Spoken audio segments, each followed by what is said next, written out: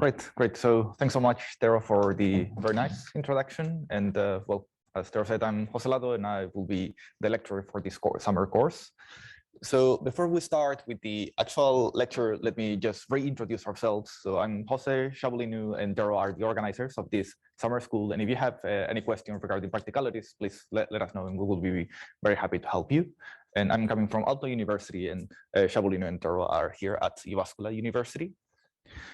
So the plan for today, and in particular for this first session, is first of all to tell you some specific practicalities, reiterating some of the things that Tero mentioned before.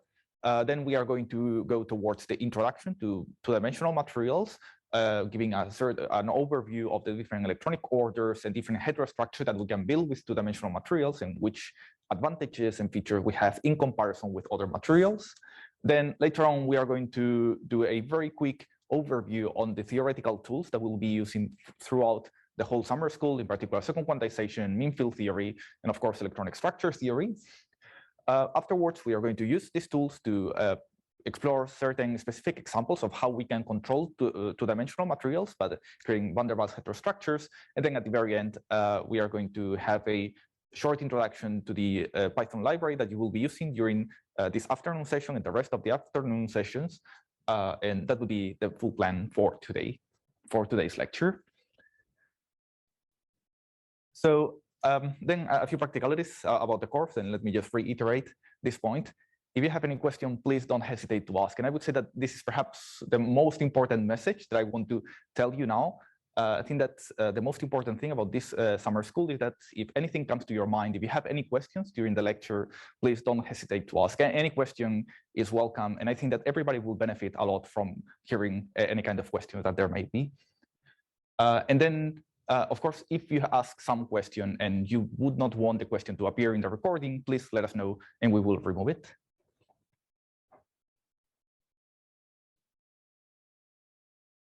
And so, as Tero mentioned, in the summer school, we have both lectures and we have exercises.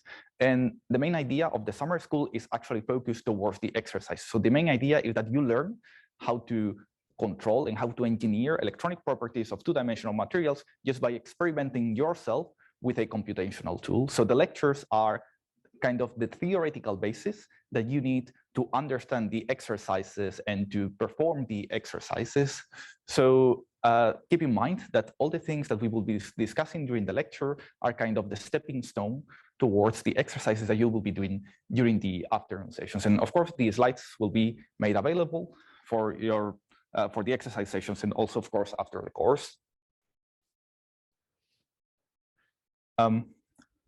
Yeah, so this is essentially what I mentioned before. So you can use the slides for the exercise sessions, and of course, you can also access them afterwards. Then the course also has lecture notes, which are the lecture notes that appear in the team webpage that Tero mentioned before.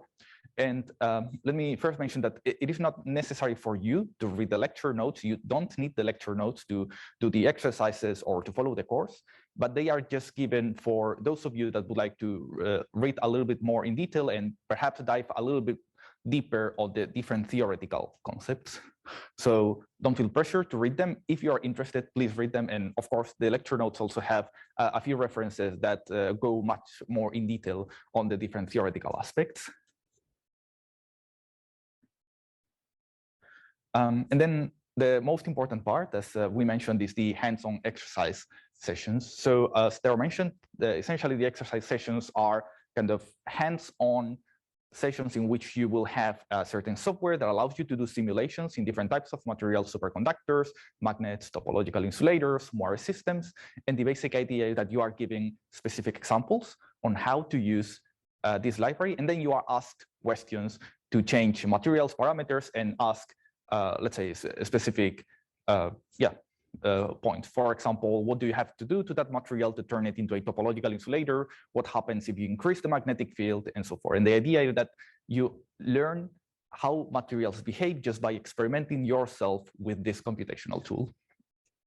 And as Tero mentioned, all the exercises are Jupyter notebooks that you can already access from the links that are on Team. And of course, the exercises are based on what we are discussing in the lecture. So the lecture every day supports what you will be doing during the exercise session. All right, good. So this is everything regarding the practical things of the course. Now, let me tell you more or less what it's going to be our schedule for today. So we will have first day 40 minutes lecture, then afterwards a 15-minute break, then more 40 minutes, 15 minutes break, and then the last 40 minutes or 30 minutes.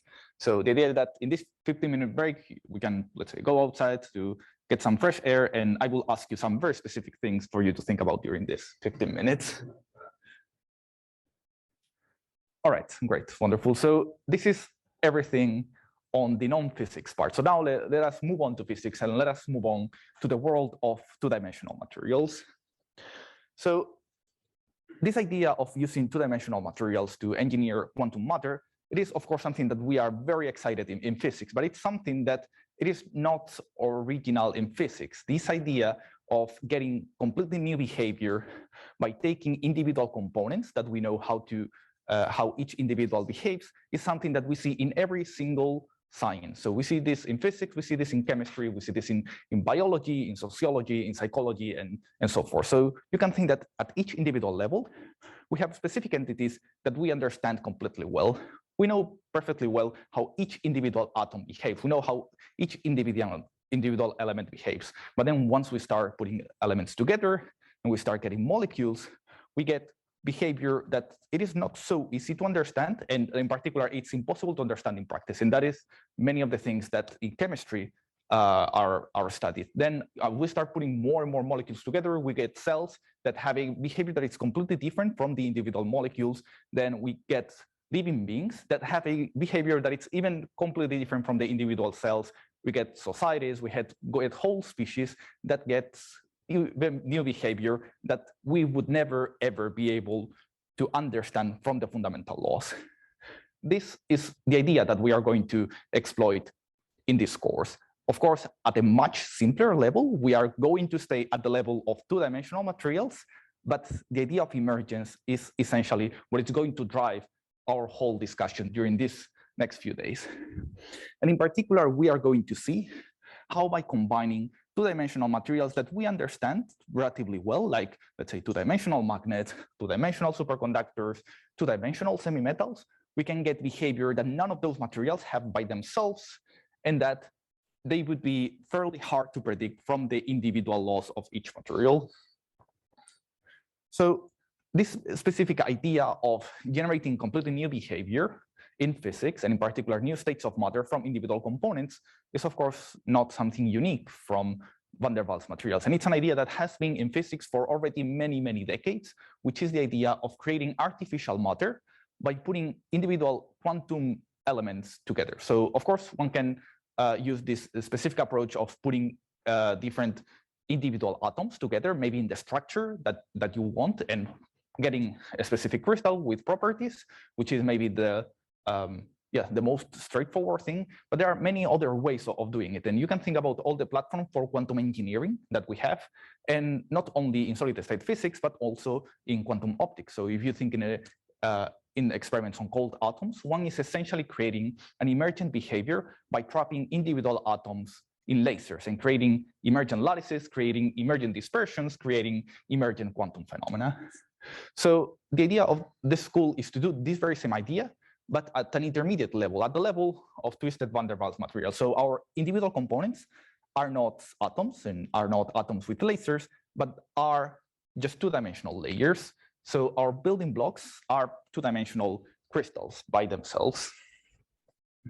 And this idea of combining different two-dimensional materials and creating new behaviors actually something extremely interesting and inspiring from the theoretical and from the quantum materials point of view. What this actually tells you is that if you are capable of understanding these combinations properly, you may be able to create completely different universes for electrons just by combining the right two-dimensional materials. So if you combine certain two-dimensional materials, you may create universes in which the electrons can only propagate in specific directions, realizing a topological state of matter. You may create universes in which electrons must pair together, giving rise to superconductors or to excitons, or you may create universes in which electrons completely lose their individual identity and give rise to fractional particles that don't exist outside this material. So one of the ideas that it's kind of driving this field and that will drive us during these few days is how we can force electrons to behave in a way that they don't want to do naturally. How can we out-engineer electrons in two-dimensional materials to give rise to behavior that they didn't have by themselves? And so the basic idea of why this may work and why this is a promising approach is, yeah, there's one question. Oh, all right, yes. So, yeah. So the basic idea why this is a very promising approach is because we have individual components for this van der Waals heterostructure, for this emergent matter in two-dimensional materials that by themselves already realize a very rich variety of different electronic orders. So of course we have semimetals like graphene, which is the most well-known two-dimensional material. We also have, let's say, insulators as boron nitride, but we also have semiconductors, magnets, and among them, ferromagnets, antiferromagnets, quantum spin liquid candidates, quantum spin Hall insulators, and many other states of matter. So two-dimensional materials by themselves, they already realize a whole plethora of electronic phenomena, and they cover almost all the range of electronic orders that we have in three-dimensional bulk compounds. In bulk compounds that were the central field of study of solid-state physics for many, many decades. So a single layer almost covers a fair variety of phenomena that we knew from bulk materials. And now, if we combine these simple elements together, we may be able to get states of matter that are completely different from the ones that we got in 3D bulk compounds. So one of the advantages of two-dimensional materials, or one of the features of two-dimensional materials in comparison with three-dimensional counterparts, is that essentially we can combine them with all the freedom that we may want. So for example, in a field of, let's say, bulk compounds, of course, we can also combine, let's say, superconductors with ferromagnets.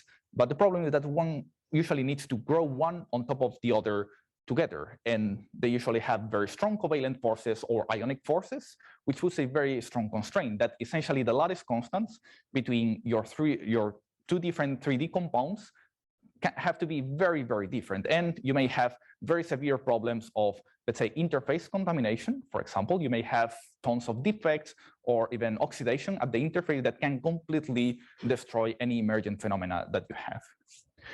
That have worked in three-dimensional materials, but the advantage of two-dimensional materials is that you don't have that limitation. You don't have to choose two-dimensional materials that have the same lattice constant. They do not even have to be commensurate.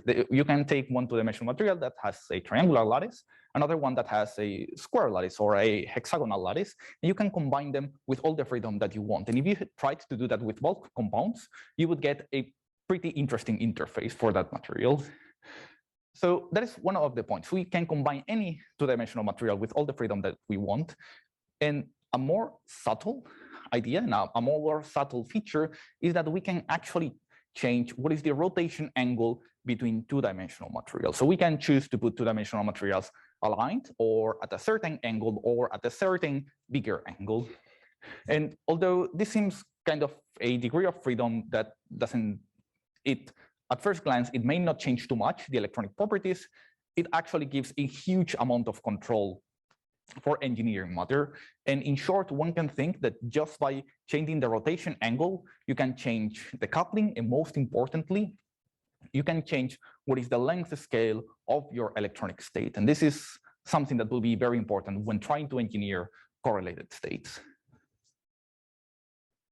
So to illustrate how these two properties are so important, and I would even say, let's say, so promising, let me just show you the minimal example of a van der Waals heterostructure. So we are going to take the simplest two-dimensional material, and we are going to take the simplest heterostructure in terms of number of layers. So graphene, which is the first two-dimensional material discovered, and just a bilayer, so one layer on top of the other.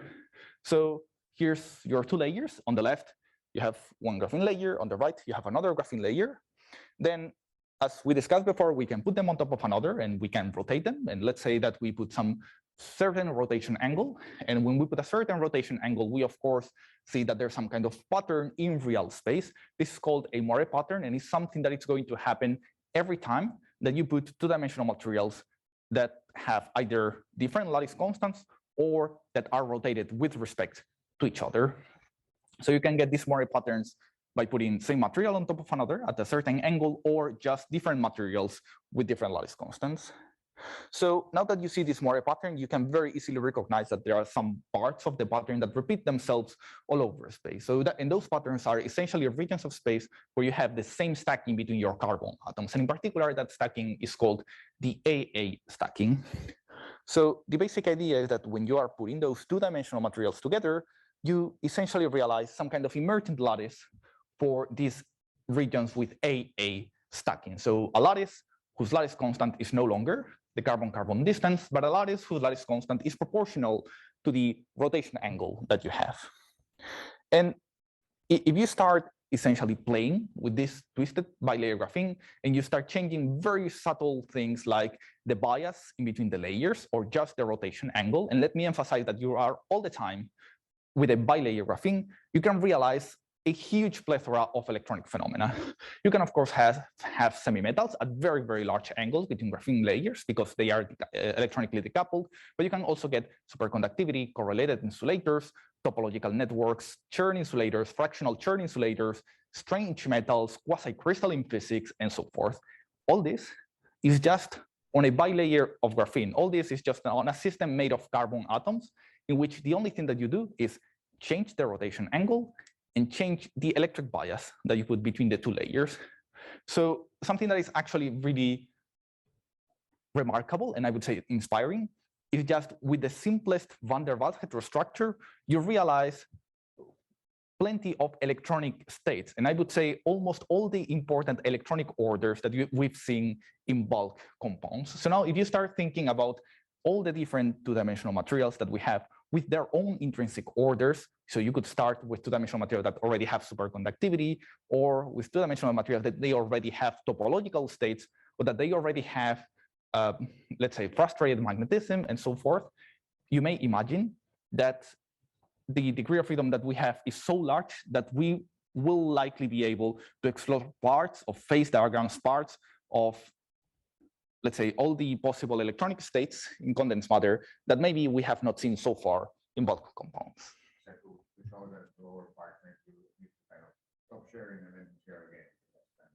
Oh, yeah, so,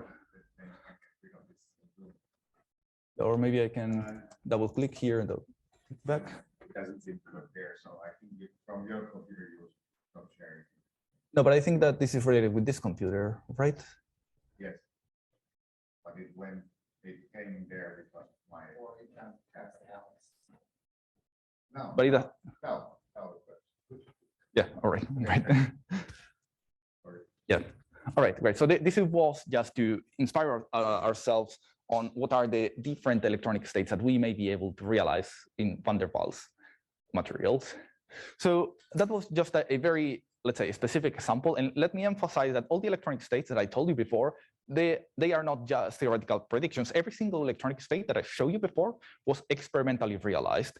And what it's actually even maybe more interesting is that quite often the experiment came actually before the theory. And this is a very beautiful example of emergence. So as theoretical physicists, we many times try to, let's say, predict emergent matter. But quite often, when you have emergent behavior, it is extremely challenging. And getting an experiment is actually one of the best ways of guiding how to work on the theory side.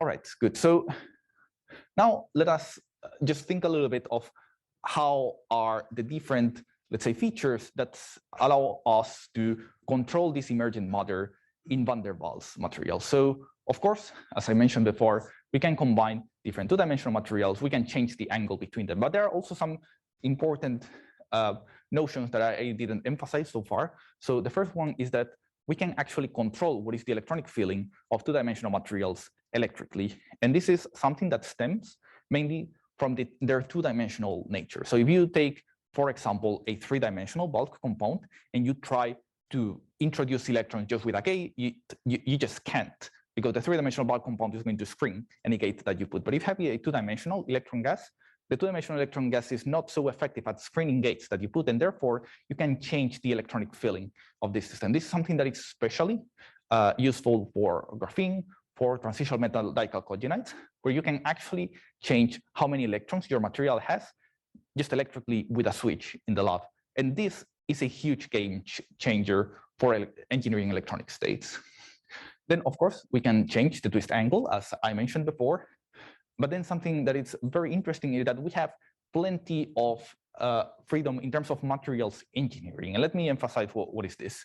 So if you think about dichalcogenides, which are materials that have a transition metal atom and a chalcogen, we just don't have a single one. We have a huge variety of them. So we can think about MOS2, tungsten diselenide, tungsten disulfide, and you can even start thinking about alloys between them. So you can start putting both sulfur and selenium or tellurium or tungsten and molybdenum and so forth. So you can start making alloys of two-dimensional materials that have slightly different properties, a very similar electronic structure, but slightly different properties. And that also allows you to create a huge continuous family of materials that may have slightly different properties, but at some fine-tuned point, you may find exactly what you were looking for.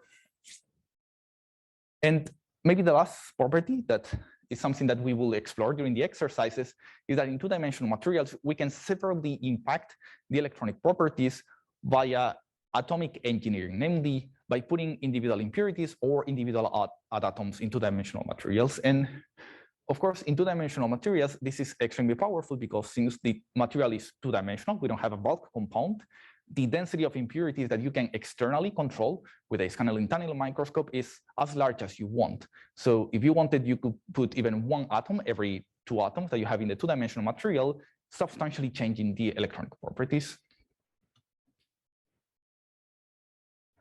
All right, good. So that was essentially all the introduction or inspiration that we needed to understand how the control of quantum matter in van der Waals materials is going to work.